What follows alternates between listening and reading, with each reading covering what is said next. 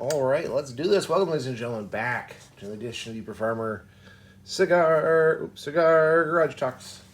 We're in the garage. We probably could be outside, but then Homeschooling Mama doesn't get her heater, which you can see cooking off over there in the corner. Oh, I can move it. Well, it's fine. It's no real big secret that you get cold easily. So. Hey. So yeah. Anyway, we have Homeschooling Mama here. Do you want to say hello officially? Hello. Yay. So before we get to the topic, let's talk about at least what I'm smoking and drinking. Homeschool Mama shot down the drink I brought out for her. So You sad. didn't crush ice with it. You don't, you start. So I am smoking the Mayflower. This is one of the ones that Michael Knowles from Daily Wire. It's his cigar brand. Very good cigars. I don't get them very often because they do cost $1 or $2, but decided, you know what? They had a sale where I could get a stick pretty cheap. When I ordered so much of other cigars, so I did. It's quite tasty.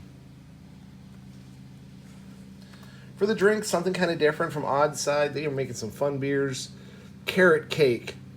There are no carrots. Oh, is there actually? Oh, there's carrot puree too. Yeah, cool.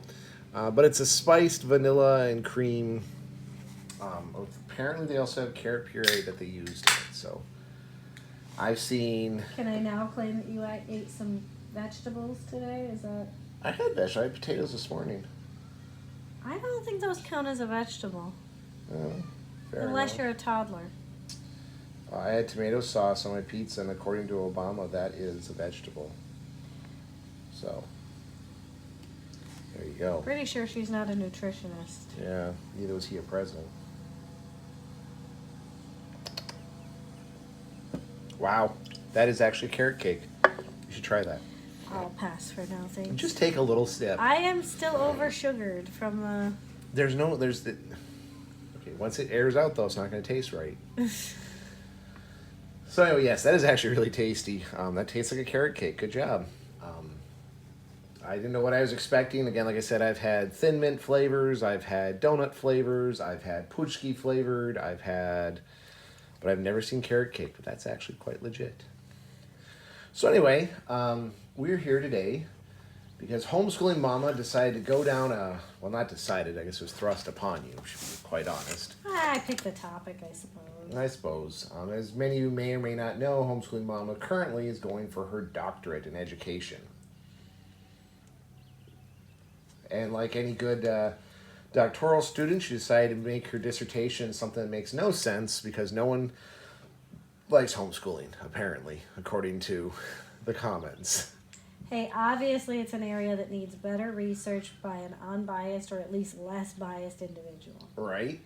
So Homeschooling Mama decided to do some research, do some study, and take a kind of an interesting angle at this one. So explain what sources you didn't want to pull from.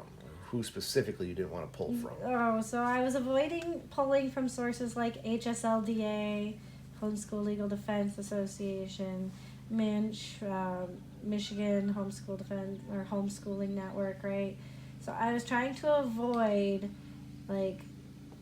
drastically supported by homeschooling organizations. Yeah, so studies that were obviously paid for by homeschool. People who had a vested interest in homeschool success, shall we say. Because they're potentially biased. Mm-hmm. So what did you find, though?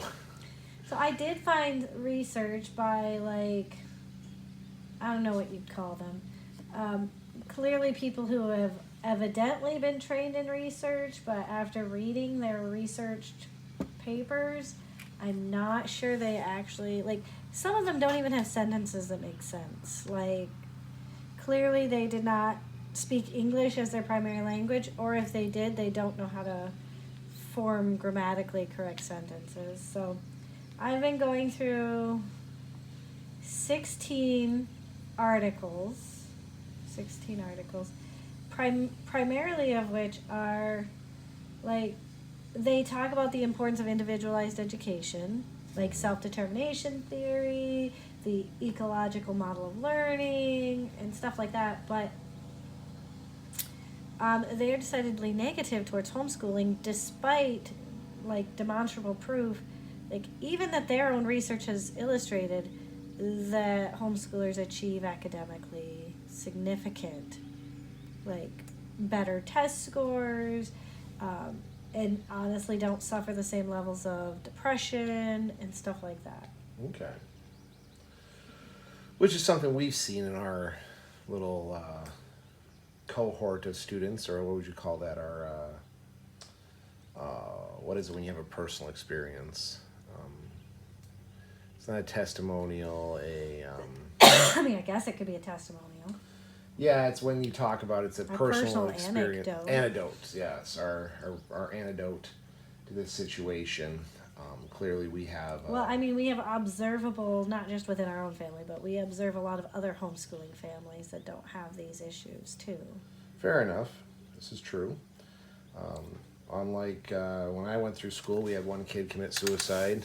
In the 12 years I went there, there's no real report of that in the homeschooling group, which actually is a comparable size to the school I went to, at least the grades I went to. So. Valid. Well, okay, so our local homeschool group is 1/3 of the size of our current school, right, in this area? Thereabouts. Actually, Give or take. It's a little bit more than 1/3. It's closer to a half if you count all of the different elements. Just co-op would be 1/3 of the local school. Yeah. So if you counted all of the homeschoolers within our overarching group, then you would probably have about 200 students, Yep. K-12, and the local school has about 300 K-12. So yeah, about half, I would say reasonably, about half of the same population, and the local school has had, I don't think they've had any suicides. Well, I mean, do you include death by alcohol or death by drugs? Well, then they've had at least 6, but Yeah. I don't I mean, think they've had. because that's a very fine line. I know even some researchers on the outside say that people who die of a drug overdose, that's basically a suicide. Yeah. Well, and you could argue, like, if you're looking at depression and stuff, depression amongst school-age kids, even nationwide, is actually fairly high and very, very low in the homeschooling community. So we're getting a little off topic here, but has there been research done on that? Because, I mean, that's something locally you could actually look into is... Yeah, there's been research done generically, but again, if you don't want to use HSLDA or other homeschooling advocate associations. Oh my goodness. Breathe. You kind of limit how much research you can connect with. The sun's coming out. It is. You can see it actually on the camera. All of a sudden brightened up on the floor. So I mean, like, yes, the research is out there. Was it in the research I was looking at? No. What the research I was looking at confirmed was that 15 to 35% test score increase over all ages. Elementary age students tend to perform at least 1 to 3 grades higher than their like-aged peers in public school. Homeschoolers are 88% more likely to seek beyond high school education, so post-secondary, like college. Right now, public schoolers are at like a 35%. Up to 50%, but a lot of people are going back to school after leaving school. So if they take a full year off between public school and college, that's not pursuing a post-secondary degree immediately. So the guys take what do they call it? The gap year Gap or whatever. year. Those students aren't counted in the statistics. So they will, if they go back and count them, then they count people who return to school within 5 years of graduation, and they're up to 50%. Okay. Going to college. So homeschoolers are more likely to go to college, which is interesting because in our local group, we see that a lot don't actually go to college. They go into vocations, but some of them do go to community college. Yeah, as I say, there quite a few of them for their vocation went to a community college. Yes, yeah. But among public schoolers, that's just not what they're doing. Yeah, that's interesting. But some public schools, I think the research is a little skewed because some public schools provide certifications in other things like EMT and I don't think any provide cosmetology, but auto mechanic or and auto stuff. shop. Yeah. So, like, I do think that it's a little skewed because homeschoolers tend to do that after high school, or they started in high school, they finish high school, and then they finish that certification. So I do think it's a little skewed in that regard because public schoolers sometimes get those certifications as part of their high school diploma, and then, of course, if they already have that certification, that's what they plan on doing, they don't seek college. Well, that's one of the things we found that was quite difficult with Vashman, is that if he wanted a certification, a lot of the places that would have certified him don't accept like non-public school kids. Like they'll take him once he's 18. Yep, you can come here and train, and we'll train you. And once he's 18 and graduate from homeschool, but like, no, we can't. But they'll take public school. They'll take public school kids. Some of that is changing. Even Swedish Compass had that problem with the dual enrolling. So a lot of the public school kids can take college courses, and it's free. Swedish Compass had to pay for the credits because, like, well, you're not public school, so you don't count. Yeah, but she's still enlisted as a dual enrolled student. Mm-hmm. The public schools won't cover that cost, and so then we have to cover it. Yeah. But she doesn't qualify for any scholarships or grants because she's still under 18. Well, she's still high school. High school, yes. Which is ridiculous, but Yep. I digress. You do digress. So, yeah, it's interesting, though. A lot of the research, actually every piece of research I found so far, argues that despite the improved efficacy and, like, effectiveness and efficiency of homeschooling and readiness, most of those, like all of the researched articles I read, still say homeschooling is not a good choice. Well, that's the conclusion they come up with. Yeah. Yeah. Despite all of the evidence to the contrary, they still say that it's doing a disservice to the community and essentially that we're not training our kids to be, in my opinion, cogs in a machine to just do what the government wants us to do. Yeah. And that, one of the articles, it kind of made me laugh. I was so shocked. But homeschool kids, most families are conservative. This is what this article actually says. Most homeschool families are conservative, so that those families are more likely to own guns. And so more homeschooled children are likely to be affected by gun violence because there's guns in the home than public school children. Interesting. And yet that's not statistically accurate. Like, they have no facts to back that up. It's just they've made a random statement. I was like, that's shocking to me that they would state that without any background. And then there were a couple other things that I was just like floored by the assumptions that they made about homeschoolers and being unhappy, even though the research indicates that they are actually happier kids. And that, like, despite scoring higher, despite having, like, just because they're not in like age peer groups, apparently, we're still in that socialization argument, despite that having been disproven multiple times. So it's kind of crazy what the research suggests. There were a couple other things that I was like, whoa. I read and I was like, I wish I had the article in front of me to quote it, because I was like, this is insane. So basically, I have all of these very one-sided research sources, and they're exactly what I was trying to avoid, but in the opposite way. Yeah.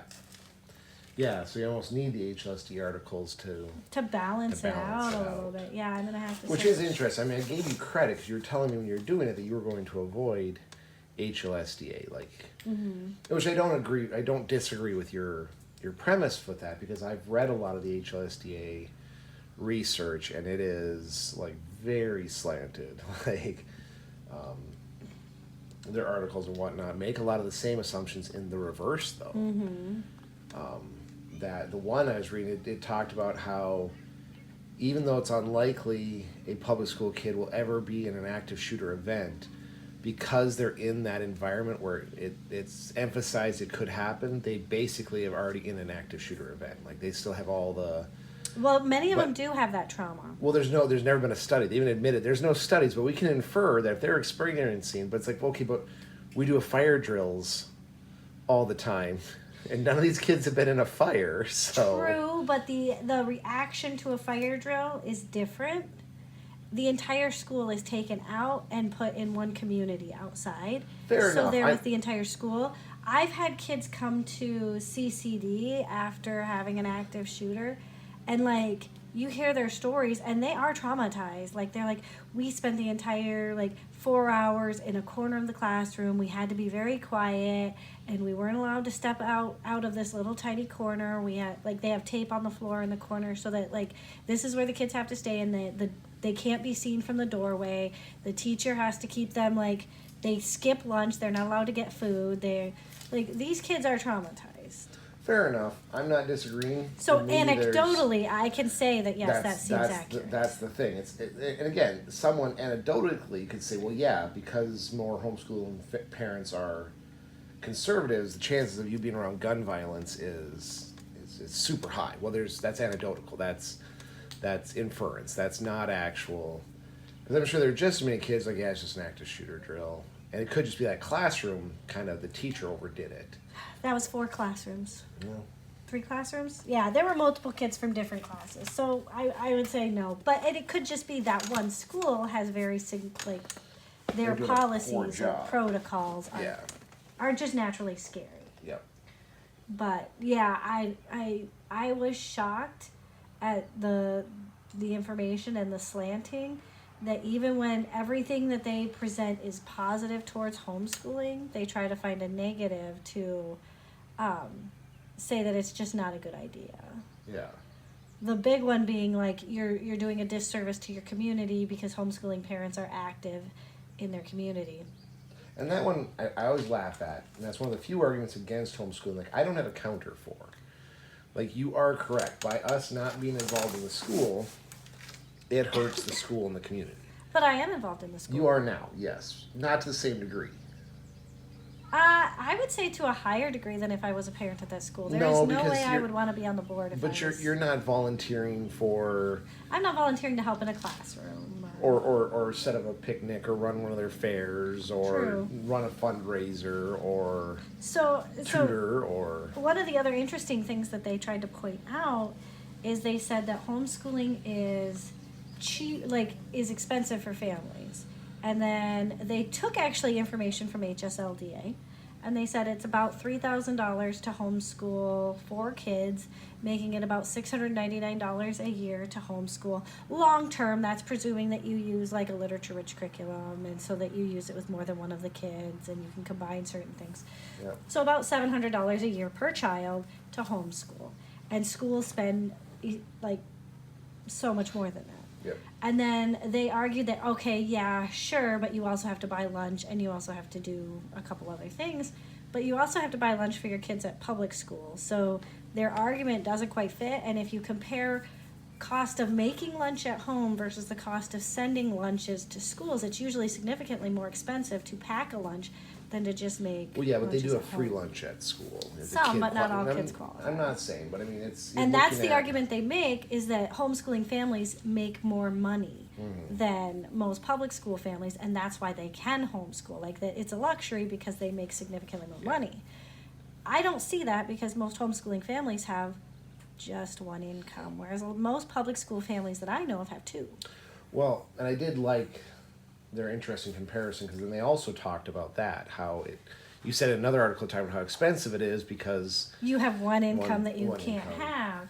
And I was like, that's really interesting. That was actually the same article. Okay. So they're contradicting themselves when they're saying it's so cheap, but then it's so expensive. And so they're actually contradicting themselves, saying that it's significantly more expensive. But then they're talking about, if you compare the cost per pupil at a public school,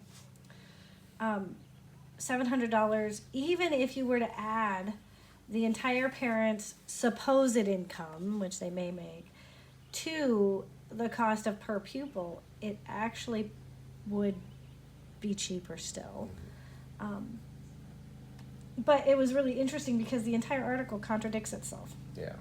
And I was shocked because they're talking about how it is cheaper, But, then you have to factor in that one parent can't work. But in a few paragraphs before that, they're talking about how homeschool families have higher incomes because, they only have the luxury to homeschool because they make so much money. And that more white people are homeschoolers. Well, that is true. More white people are more homeschoolers. Caucasians homeschool. But then they're starting to explain why African Americans are starting to homeschool. And some of it's racism, some of it is they want more culturally relevant and accurate information taught to their children. And how just because socioeconomically, both sets of families, even if they're exactly in the same, African American students still score the same as white homeschooled students. So African and white, it doesn't matter your cultural background. If you're homeschooled, you score just as high nationwide as all homeschooled students. So ethnicity doesn't matter there, and yet they're comparing that to how in public school. Yeah, they usually score lower. They score lower. So, but so when you hear that, it's well, that defies your logic. Then why shouldn't you just homeschool? And they still determine that it's better for African American students to be in public school, despite the fact that many of them face racism, systemic racism, socioeconomic, generational trauma, all sorts of things. But yet it's still better because that's what the government wants. Yeah. Well, I do and it is interesting because when we decided to homeschool, that was one of my worries. You could not work. Period. Now, granted, we had already kind of come to the conclusion that you weren't going to work when we first got married, just shortly thereafter. I couldn't have a straight mind on the rig, knowing the sort of job you were working. So quickly after you got pregnant, it's no, we're just going to have you not. So that, I'm definitely working as a paramedic contingently, which means I wasn't guaranteed hours. I don't think I'd say we were a very rich or well off. So we have a little bit of a slanted view, but we do know some people who the husband, wife, whoever makes exorbitant amounts of money. I can only think of a couple of families though that actually make significantly money that I would say, okay, you're living really easy. Versus most of the families I personally know, it's one income and they're struggling, and yet they're still homeschooling. And now maybe that's just a here thing. That could just be a UP thing. I could see that. But when you talk to most homeschooling families, that is the case. It is a one income family. Even if one spouse makes really good money, it's still a one income family. Well, we kind of talked about that today. Spoiler alert, Homeschooling Mama applied for a job. She's in the finals. It's doing religious education, so cool. But we talked about that influx of money just opens up. And it's not, she's not making hundreds of thousands. She'd be the highest degreed religious educator probably in the state, let alone the county, but she's not making hundreds of thousands of dollars. I still have to keep my day job, as they say. I will not be having a paradigm shift of mommy homeschooling to daddy homeschooling. Don't worry, I'm not changing my name to daddy, a homeschooling daddy here. So, but yeah, it does. It is going to be Well, even when I took the job as an instructor. Yeah, when you took the job as a as a college professor, which again, wasn't paying hundreds of thousands of dollars a year, but that was just extra money. That was just. Well, we've learned to live within the means of one income, so. Yep. There are times that having that little bit extra money has made a difference, like when the car breaks down or whatnot. Paying for Swedish Compass's extra college when we realized that nothing else was going to cover it. But yeah, I don't know. So I think that's one of the things they get wrong. It's not that we have more privilege or more opportunity or we're richer by any means. Because until recently, we were, below the median income for the area, if not right at it. But for many years, we were below it. It's just we were willing to make the sacrifices necessary for that. We're willing to change our lives, change how we raised our kids. We've never bought a new car in our lives. I don't see us ever buying a new car, honestly. Probably not. Even if we had a ton of money, I don't know that I'd buy a new car. One, you don't know what's going to go wrong with it. But two, like, what's the point? They depreciate almost the moment you drive them off the lot, so you might as well just get one that's already a little depreciated. Yeah, already depreciated. So, but yes, I do have to find other sources because they are clearly so slanted in a negative aspect that it is crazy. The one thing I did find interesting is a study of homeschoolers with how they utilize technology. So there was one of the studies I was reading is about how they utilize technology in their homeschool environment and just in their home, like in their family. And it was a 50% divide. So exactly 50% have absolutely no restrictions, structured time, or anything, and their kids set that up. So they know they need to finish their schoolwork before they can play games. They don't put parental controls or anything like that on their devices. And the other 50% is highly supervised. And like the parents are right there. They have like a lot of administrative and parental restrictions on stuff. They're not allowed to do this or that. They can't use certain programs. So it's a 50% divide among homeschoolers, how they like utilize technology in their homes, and how they allow their children access to it. So I found that really, really interesting. It was one of the articles I was reading just to like see how homeschooling is changing over time, because obviously in the 1960s it was done usually for religious beliefs, but very specific ways, and now we're kind of starting to utilize technology more. But most of the articles I've found fail to actually define homeschooling as most homeschoolers I know define homeschooling. So like most homeschoolers I know, if you participate in a public school in any way, like if you take classes there or you participate in online public schooling at all, you're not a homeschooler. Yeah. You're a public school at home, or you're a like a dual enrolled homeschool public school student. They don't delineate in any of these articles what an actual homeschooler is. Only one article actually defines them as students solely like instructed by parents, guardians, or like at home. Most of them, it doesn't like delineate whether or not they use a virtual school or not. They actually don't make that distinction. Not that they use students from just homeschooled environments. They literally open it to anybody who does school from their home. Yeah. Which is... So then, by their definition, during COVID, everybody was 100% homeschooled. Yeah. Interesting. There was another article that did a really interesting job. One of the only good articles actually I was able to find academically, but it actually called them EARL, so Emergency Remote Learning.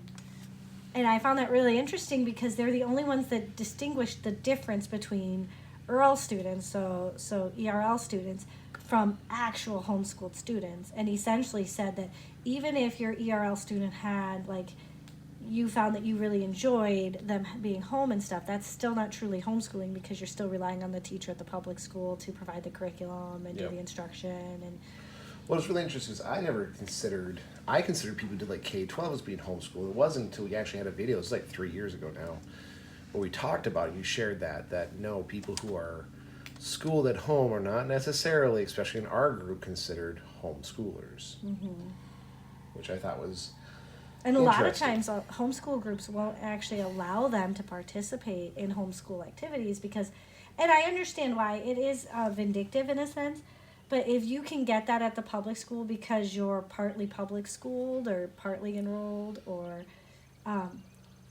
then you're taking it away from homeschooled students who don't have access at their public school to participate in sports or these field trips and stuff like that. Like you're literally taking that opportunity away from a homeschool that doesn't have it. Well, I find it very interesting the sports board rep who was very adamant that we will never rent public school gym. So we have a sports board. We have a sports program at our homeschool co-op. It's lively. It's quite active. It's nice. It's fun. It needs some work, but it's there.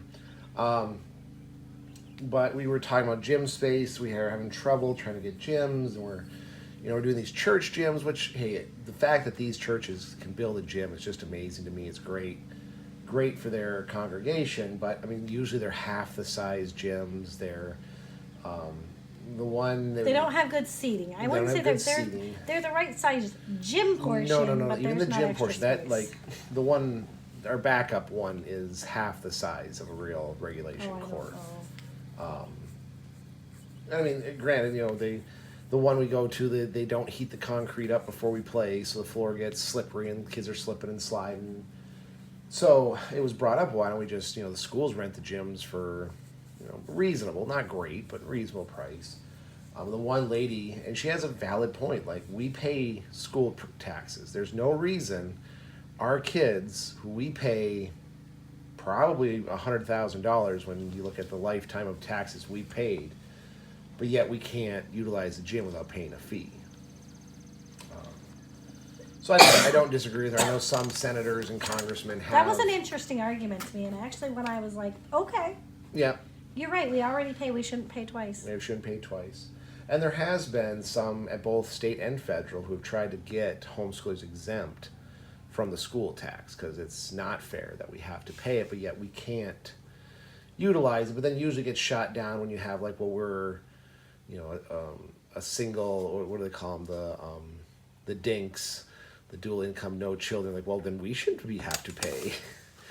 And, or you have the grandparents who are like, my kids don't even go here anymore. I shouldn't have to pay. Although I do counter with, but at one time, they did. Utilize it, yeah. Yeah, no. It is curious to me that, like, we can't utilize, like, and there are some schools that will allow homeschoolers to play, but most of them still require that student to be enrolled in either their physical classrooms or their virtual school to participate in their sports. And you always have to show up on the count day. Yes, and you have to be part of their count, which means the schools that do that are getting $7,000 to $12,000 for a homeschooled student that they do absolutely nothing for. At best, the bare minimum of allowing them to play on a team where they provide maybe the jersey, uniform, and insurance.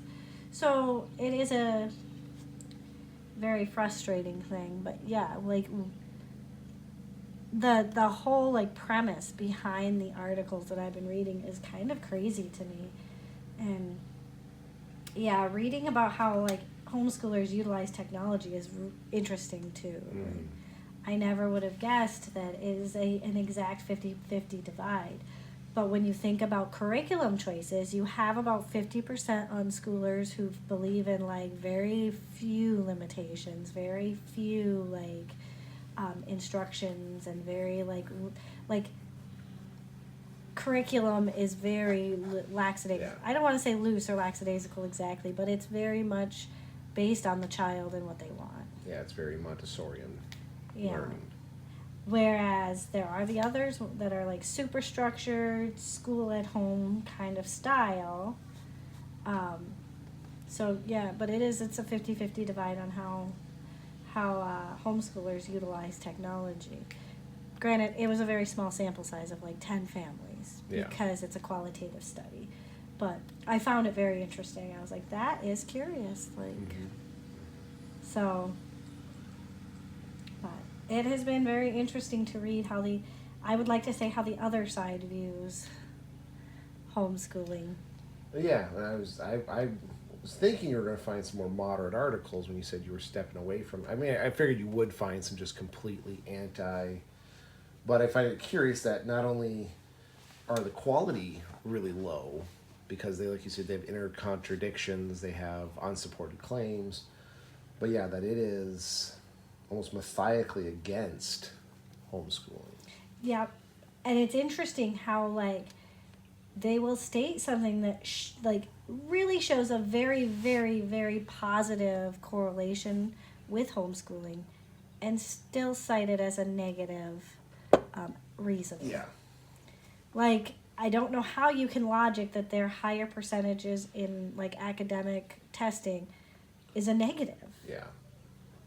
Well, I do find it interesting they're saying, unless, where they say, minorities are scoring the same as non-minorities in homeschooling settings, but in public school we see that's not even close. Like there is such a disparity between minorities and... So in one of the articles, it was basically saying that homeschoolers, because they come from a better, like higher socioeconomic status, shouldn't be compared to the national average because the national average comes from a lower socioeconomic status. See, I was more going with, I'm surprised the article didn't say that the the reason is because homeschoolers have less of a standard, so of course everyone's going to score higher if there's less of a testing.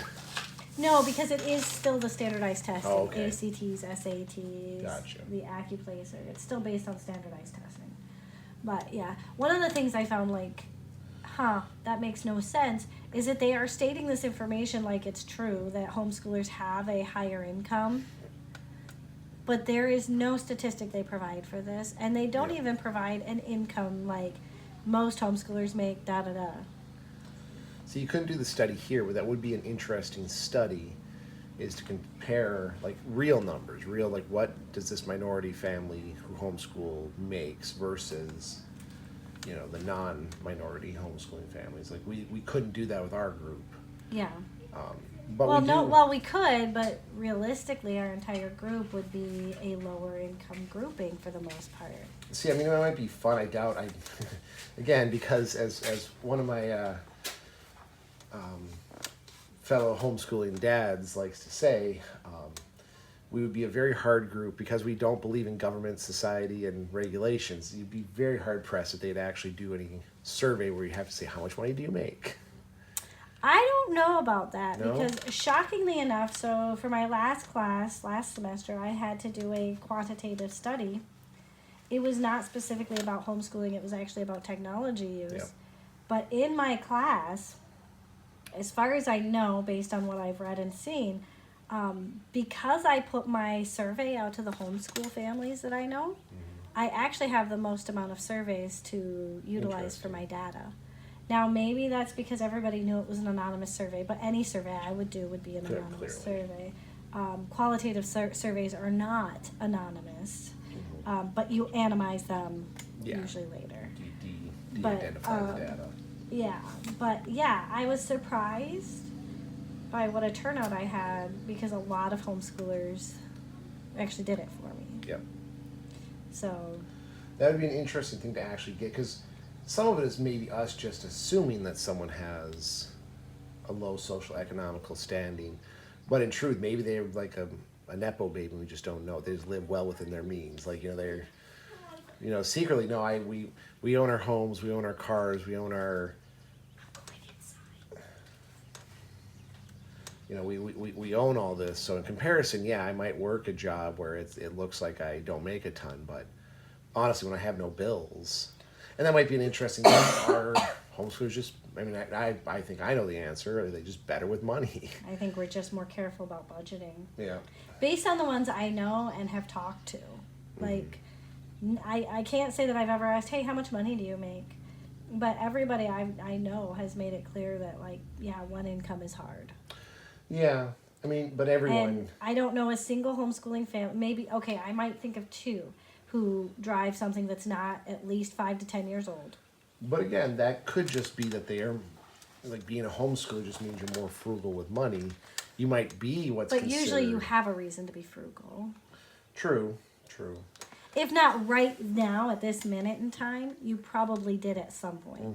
Just okay, right now at this minute in time, things might be easier than they were 15 years ago when we first started that'd be out. an interesting, you'd have to also ask, how much do you have in debt, including your house, and, to really get a good picture of, no, most homeschoolers are debt-free, and although they...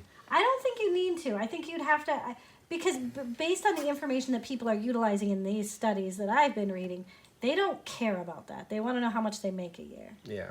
And which is a bad picture, because again, you can make $1 million and have $1.5 million in bills. Bills, yes, exactly. Yes. And I mean, it's kind of like what they talk about when everyone's like, well, I want to wait until I have, at least $10,000 before I have a kid. Well, whether you have $100, $1,000, or $10,000, you're either going to spend $100, $1,000, or $10,000 on your kids. So, you end up buying the Eddie Bauer car seat, which is a $300 car seat. If you have the 10,000, where if you have the $100, you're getting the Go Safe. The Great Go Safe, or the health department special car seat, the issued one.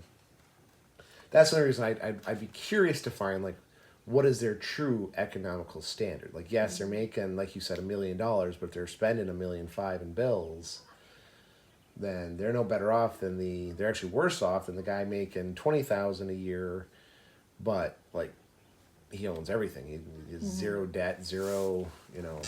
Yeah, I would be curious. It's definitely a jumping off point. I did not realize how poorly homeschooling is researched. Like, I kind of went into it like, okay, I'm gonna find a lot of research about this, and no, Well, I'm not. there's no money in it, because the whole point of going to homeschool is you were buying at most curriculum. So at most you're spending $3,000. I think you said it was a study you cited for a family of 4. Well, no one's going to get rich off of that. Well, no, because nowadays, and this is new, but that ed tech is really blowing up. Yeah. And that, like, they are trying. So initially, ed tech reached out only to public schools and private schools and charter schools. And what they wanted was to overtake, like, say, the curriculum of math. So Compass Learning really, really dove into math curriculum. But then the schools weren't enough. Of course, they want to expand how much they can make, right? So they expanded the subjects they offered, and eventually, Compass Learning is time for learning. They provide the same stuff to the public school system through Time for Learning that they provide homeschooled students through Time for Learning. The difference is Compass Learning relies on the teacher to be that facilitator, and Time for Learning relies on the parent. The portals are basically the same. The lessons for the students are exactly the same. Yeah. So it is curious because ed tech now is realizing, oh, we have on average, I think it's like 6 million homeschoolers. And it's going up astronomically. Like, it used to be growing at like a 2% rate. Now it has been growing at like a 10 to 20% rate. Interesting. Depending on which statistic you look at. So it's growing fast. And and that is one of the arguments that a couple of the articles made, like, yeah, sure, they're a small percentage of the population, but it's still a huge amount of people that are now homeschooling and not participating in public school and helping the public schools. Well, and I've seen some news stories. Now, granted, these are not research articles by any stretch of the imagination, that talk about the decline in student populations. Like, we're now going to cut services and this because we're not getting the students. And it's a 50-50 split. Some blame homeschooling outright. Most blame the lower birth rates you're now seeing. So people just aren't having kids, and because they're not having kids, they're not enrolling in schools. Well, but you've also seen an increase. Okay, so it's interesting because you've seen an increase in students being enrolled in private schools away from public schools, but a decrease in students being enrolled in private Catholic schools. So you've seen a lot of Protestant groups, like churches, actually build their own day schools. Yeah. Well, you were asked to be the school marm of one. Yeah. So, like, a lot of those groups are changing. So, like, I think you're not just seeing people who are like, I'm just going to homeschool. You're seeing people who are like, I hate the public school system. It's failing my student. I'm going to find something else. Yeah.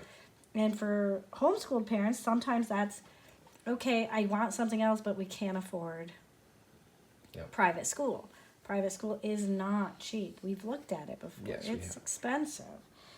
But homeschooling, by and large, in comparison to private schooling, is a fraction of the cost. Yep.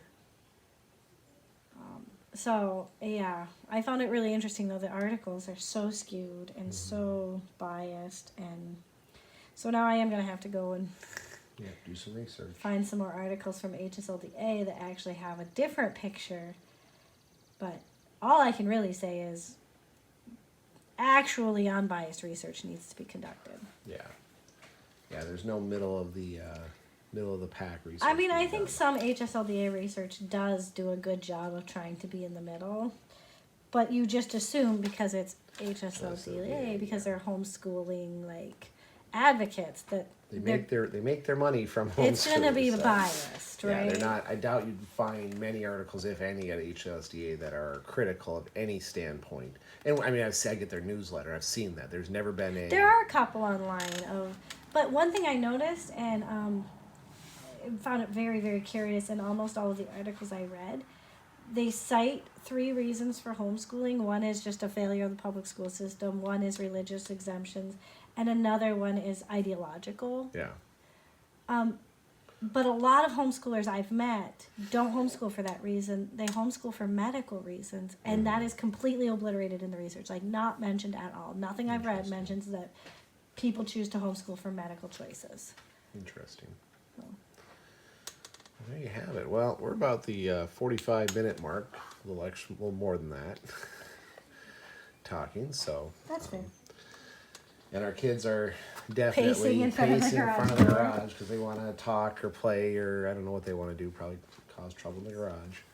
So I'm willing to wrap it up unless you have more you want to talk about. I have more So, to read. You got more to read. Homeschool Mama's got some articles to read. I've got a cigar to finish, and yeah. So hopefully you enjoyed this little breakdown of homeschool research. I bet it was more entertaining than you thought it was going to be when if you clicked on the video about homeschool research. So Or anyway, terrifying. or terrifying, or both. Anyway, folks, stay safe out there. We'll see you on the next one.